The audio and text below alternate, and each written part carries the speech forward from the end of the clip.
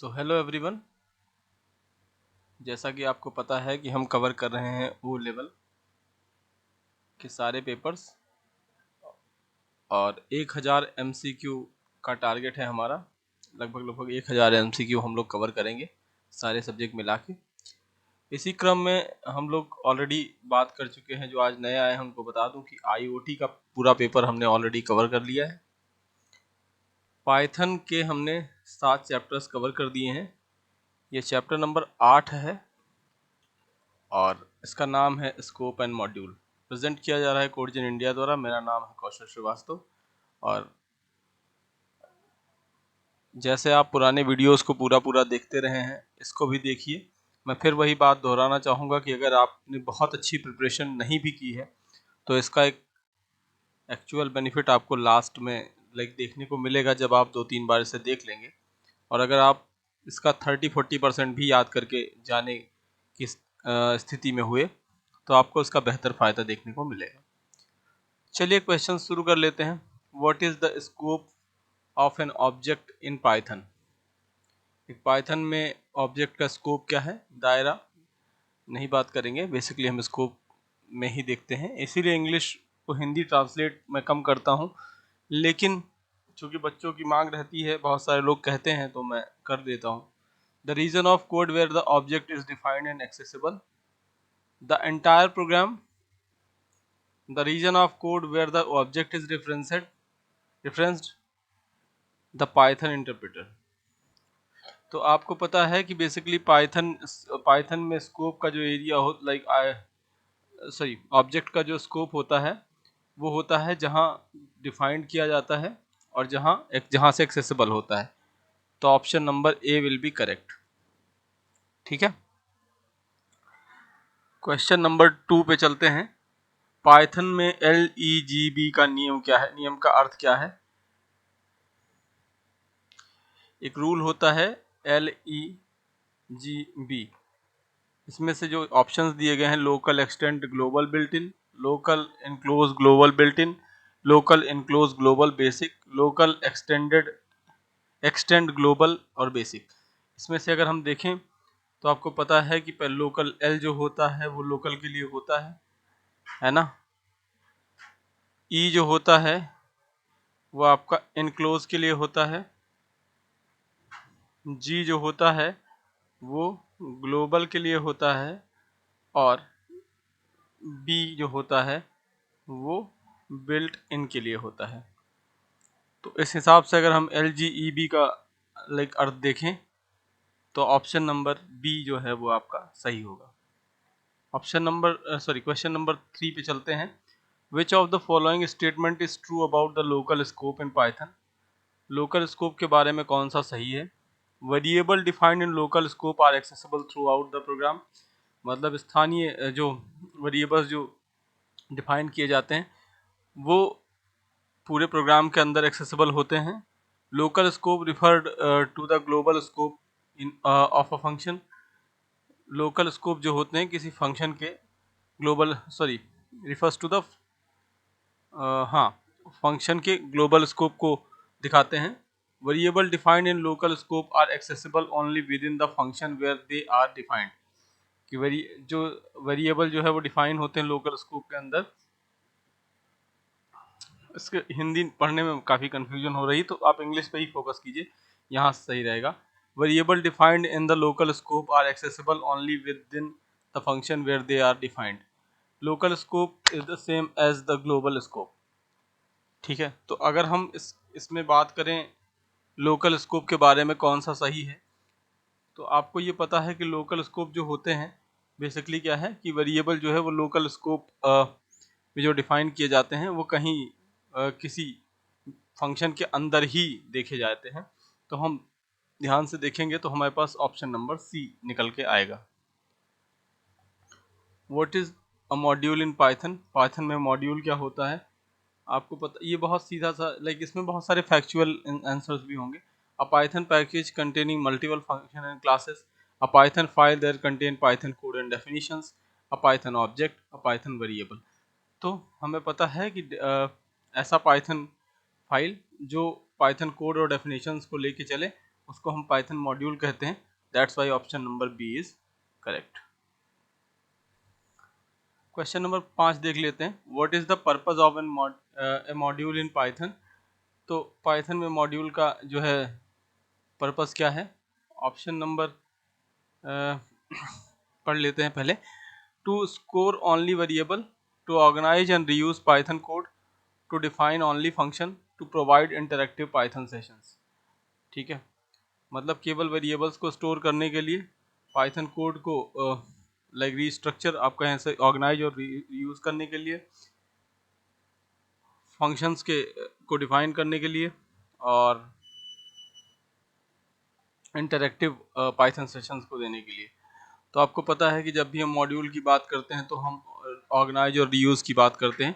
Organise और reuse के साथ साथ ये होता है। How does Python handle naming conflict between modules.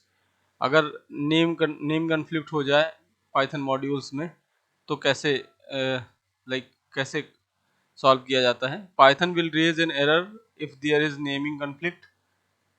Python is automatically rename the conflict name. The last imported module with the conflicting name taken precedence. Python will create a scope for the conflicting name. देखिए ऐसी स्थिति जब भी बनती है कि दो module name conflict होता है तो ये प्रेसिडेंस बेस पे काम करते हैं। मतलब जो लास्ट इंपोर्टेड मॉड्यूल है वो प्रेसिडेंस बेस पे काम करता है। तो ऑप्शन नंबर सी सही है। What is the purpose of import statement in Python. ये हिंदी में मत पढ़िएगा, मतलब मैं लिख देता हूँ वो बात अलग है, बट इसका ट्रांसलेशन अगर आप पढ़ेंगे तो मेन एग्जाम में आपको बड़ी कंफ्यूजन होने वाली है, इसलिए बच के रहिएगा। अगर पढ़िए भी तो ऐसे ही पढ़िएगा। पाइथन में इंपोर्ट फंक्शन का इनको इंपोर्ट स्टेटमेंट का क्या उद्देश्य है। तो पहला, define a new module, to execute a Python file, to import function and classes from another module, to create a new Python object. आपको पता है कि जब भी हम पाइथन में इंपोर्ट फंक्शन का इस्तेमाल करते हैं तो हम import function and classes from their modules के लिए करते हैं। ठीक है, तो option number C. What happen when you use the from module import syntax. आप module from module import syntax का इस्तेमाल करते हैं तो क्या होता है। ऑप्शन ए है, it import all the function and classes from the module, it import only function from the module, it import all variable from the module, it import only classes from the module. तो ये आपको पता है कि जब भी हम बात करते हैं इंपोर्ट फ्रॉम मॉड्यूल इंपोर्ट की, तो सीधा सा जवाब होता है कि पूरे पूरे फंक्शंस और क्लासेस जो है वो इंपोर्ट किए जाते हैं। So option number A is correct. How can you reload a module in Python. Python के एक मॉड्यूल को रिलोड कैसे किया जा सकता है। ऑप्शन है कि module can not reloaded once it will be imported, by using reload module name function from the import lib module, by using reload module name function from the IMP module, by import the module again using the import statement।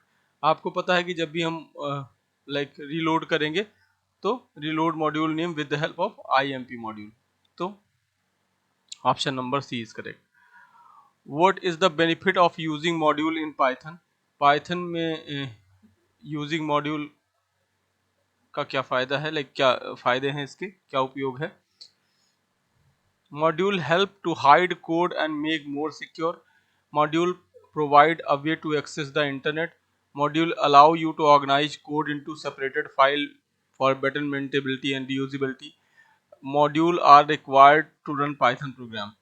अब आपको ये पता है कि जब भी हम module को यूजिंग मॉड्यूल को यूज़ करते हैं तो वो मॉड्यूल क्या करते हैं, रीऑर्गेनाइज करने के लिए, यूँ कहें सेपरेट फाइल में रखने के लिए, रीयूजिबिलिटी के लिए, मेंटेनेबिलिटी के लिए इस्तेमाल किए जाते हैं। So option number C is correct. देखिए इसके डिटेल सेशंस ऑलरेडी मैं ले चुका हूँ, इसलिए मैं इनको डिटेल में जाके नहीं डिस्क्राइब कर रहा हूँ, मैं सिर्फ आपको यहाँ पे आंसर बताते चल रहा हूँ। What does the term name space refer in Python. Name space का क्या अर्थ होगा। तो the specific region where variable are defined, a specific kind of variable, the area where Python module are stored, a dictionary like data structure that map name to object। तो option number 11वें का अगर हम देखें name space की बात, तो हमें पता है कि जब भी हम नेम स्पेस की बात करते हैं तो ये होता है डिक्शनरी लाइक डेटा स्ट्रक्चर, ठीक। तो option number D is correct. Which part of the LGEB rule, अभी मैंने बताया LGEB रूल क्या है, is associated with global scope, E enclose, L local, G global, B built in, ठीक है। तो आपको पता है कि LGEB रूल में ग्लोबल स्कोप के साथ जी जो है ये आपको जुड़ा होता है, लाइक ये कम्युनिकेट करता है, यूँ कहें कि ये एसोसिएटेड है। What does the built in part of LGEB rule refer to, built in part किससे संबंधित है, object defined inside the class, object that automatically available in Python without any import, object that are defined in module, object that are accessible only with the specific function। आपको पता होगा अगर आपने पढ़ रखा है, अगर नहीं पता है तो उसको याद कर लीजिए कि built in built in part जो होता है वो बेसिकली ऑटोमेटिकली अवेलेबल होता है in the Python without any import. So option number B is correct. How can you access a variable defined in a module in Python, module में परिभाषित एक variable तक कैसे पहुंच सकते हैं, by using var name syntax directly, by using module name dot var name syntax, by using module name double semicolon var name syntax, by using from module name import var syntax। तो जब भी हम ऐसी बात करते हैं, ठीक है, तो हमें क्या होता है, लिखना होता है module name dot var name, ठीक है, option number B. Question number 15 देख लेते हैं। Which statement is true regarding to reloading module in Python, Python में रिलोड के संबंध में कौन सा कथन सत्य है। Reloading a module clear are the variable defined in that module, reloading is a module is not possible after importing it once, reloading a module causes all the code in the module to be re-executed, reloading a module require uninstalling and reinstalling it। तो जब भी हम like reload कर sorry हाँ reload करेंगे module को, तो ये होता है कि लाइक कोई भी code again and again work करने लगता है, या यूँ कहें कि री एग्जीक्यूटेड होने लगता है। सो reload a module causes all the code in the module to be re-executed। So option number C is correct। What is the purpose of using as keyword, देखिए as कीवर्ड का आपको बहुत सिंपल सा जवाब पता होगा कि create and analyze for the module name। So option number A is correct। In the LEGB rule, which scope is checked first when the variable is referenced in Python program। तो सबसे पहले कौन सा होता है, आपको पता है LGEB में L सबसे पहले आता है, तो so it will be local scope। What happen if there is a naming conflict between two module when using as keyword। देखिए अभी हमने पिछले बार बात करी थी कि किसी और कीवर्ड के साथ, यहाँ अगर हम as कीवर्ड के साथ नेमिंग conflict होगा, तो हमें पता है कि जो जो लास्ट में उसमें पहले वाले में था कि पहले मॉड्यूल में जो रहेगा उसको प्रायोरिटी दी जाती है प्रेसिडेंस में, और यहाँ पे लास्ट इंपोर्टेड मॉड्यूल एस में जो है वो लास्ट इंपोर्टेड मॉड्यूल में प्रेसिडेंस दिया जाता है। देखिए ये है ना नेम हैंडलिंग, तो लास्ट इंपोर्टेड मॉड्यूल में जो है वो लाइक उसको प्रायोरिटी दी जाती है। सेम कंडीशन यहाँ भी अप्लाई होगी कि पाइथन ऑटोमेटिकली सॉरी लास्ट वाला the last imported module with the conflicting name take precedence, ठीक है। alias int.py फाइल में पाइथन मॉड्यूल की भूमिका पूछा गया है।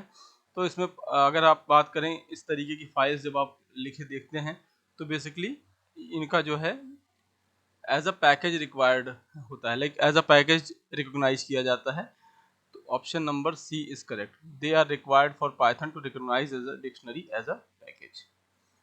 What is the primary advantage of using from module import function over import module in Python?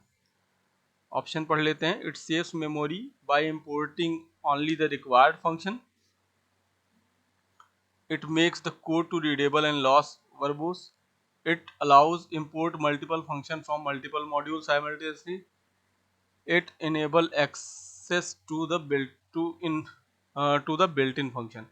So it save memory by importing only the required function. Option number A is correct. How you can prevent a module from being executed when it is imported in Python?